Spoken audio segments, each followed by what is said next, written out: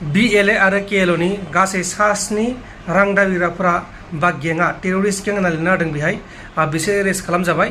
BLA माने बर' liberation army आरो KLO माने कामता बर' लिबारेशन अर्गानाइजेशन बे उदखारि आफादनि गासै सास्नि रां दाबिग्राफोरा एरेस्ट खालामजाबाय आरो बेखौ आसाम पुलिसा एरेस्ट खालामदों।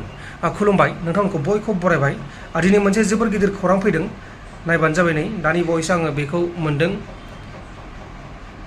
निउज आर्टिकेलनि गेजेराव। आसाम पुलिसा एरेस्ट खालामदों बिटिआरआव गासै सास्नि BLA आरो KLOनि उदखारि आफादनि सोद्रोमाफोर। बोराय बोरायबो दङ आरो एसे सेंग्राबो दङ। बांसिन बैसो जानाय गोजा, नायबानो जाबाय। नै आं स्क्रिनाव होगासिनो। आं दा बिसिनि मुंखौ फरायना होनि। बिसिनि मुङानो जाहैबाय दावहारु बर' 43 बोसोर बैसोनि उर्फे दाहिराम मानि कालेक्टर, आरो बेयो जाहैबाय उदालगुरि डिस्ट्रिक्टनि। अमित बर' 39 बोसोर बैसोनि रौतानि उदालगुरि डिस्ट्रिक्टनि, आरो अमित बर'आ 39 बोसोर बैसोनि। बिनाव दङ बुद्धिमान देबारमा 45 बोसोर बैसोनि, बिजय तेरं 23 बोसोर बैसोनि। बे जाबाय कार्बि आंलंनि।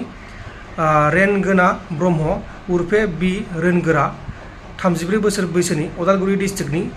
भुमसा चन्द्र बर' 23 बोसोर बैसोनि एलियास बि बोखांसाया बेनो, आरो बेनिया बे दुलानि दरं डिस्ट्रिक्टनि। आरो जोबथायाव दङ काजल रय 42 बोसोर बैसोनि। बे जाबाय तामुलपुर डिस्ट्रिक्टनि थागिबि। बिसोरखौ एरेस्ट खालामबाय आसाम पुलिसा। बिसोरो रां दाबिनाय खामानियाव लोब्बा दंमोन आरो बिसोरखौ गोख्रों सिग्रोमनानै आसाम पुलिसा एरेस्ट खालामबाय। दाखालि बावैसो गोबां सावरायजादोंमोन BLA बर' लिबारेशन आर्मी, गोबां सावरायजादोंमोन आरो बेहाय माखासे दैदेनगिरिफोरा बुंदोंमोन बे मोनसे नंखायसो होननानै बुंदोंमोन, आरो नंखायनो बिसोरो रां दाबिगोन, थासारिखौ दङ खालामगोन होनना बुंदोंमोन। दा बिदिनो थासारिया जादों आरो दा बिसोरखौ पुलिसा एरेस्ट खालामनानै आयेननि बायदि साजा होनाय जासिगोन। आरो बिसोरखौ आसाम आरो नागालेण्ड आरो वेस्ट बेंगलनि माखासे केसफोराव लोब्बा थानायनि थाखाय एरेस्ट खालामदों।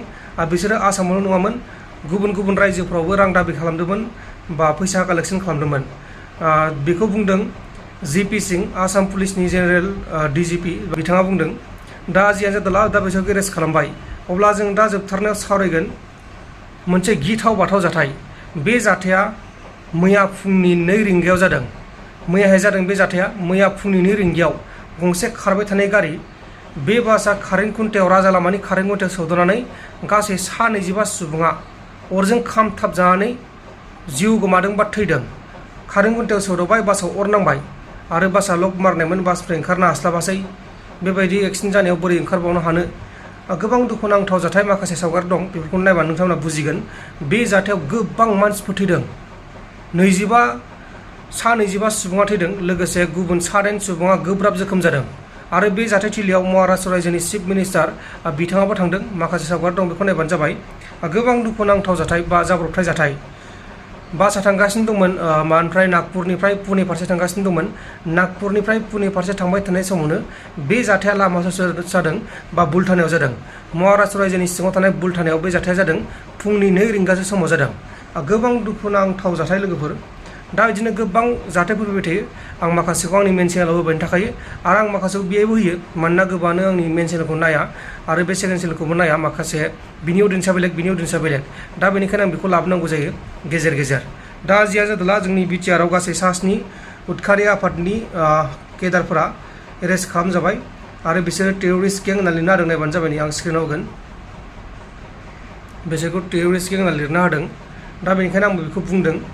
आरो खनसे बुंबावनो, हमजानायफोरनि मुङानो जाहैबाय दावहारु बर' 43 बोसोर बैसोनि, अमित बर' 39 बोसोर बैसोनि, बुद्धिमान देबारमा 45 बोसोर बैसोनि, बिजय तेरं 23 बोसोर बैसोनि, रेनगोना ब्रह्म, आरो बेनिया इलियासआव जाहैबाय बि रोनगोरा 34 बोसोर बैसोनि, भुमसा चन्द्र बर' 23 बोसोर बैसोनि, बिनिया बि बोखांसा, आरो बिनि उनाव दङ काजल रय।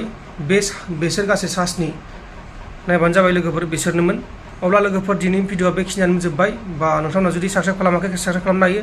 जुदि चेनेलखौ मोजां मोनदोंबा साबस्क्राइब खालाम, आरो जुदि भिडिअखौ मोजां मोनदोंबा लाइक खालाम। आं दा बेखौनो बुंनो सानो, जुदि साबस्क्राइब खालामनो गोसोबा खालाम, साबस्क्राइब खालामनो गोसो गैयाबा दा खालाम। गोजोन्थों, एसेनोसै। जय बर' हारिनि।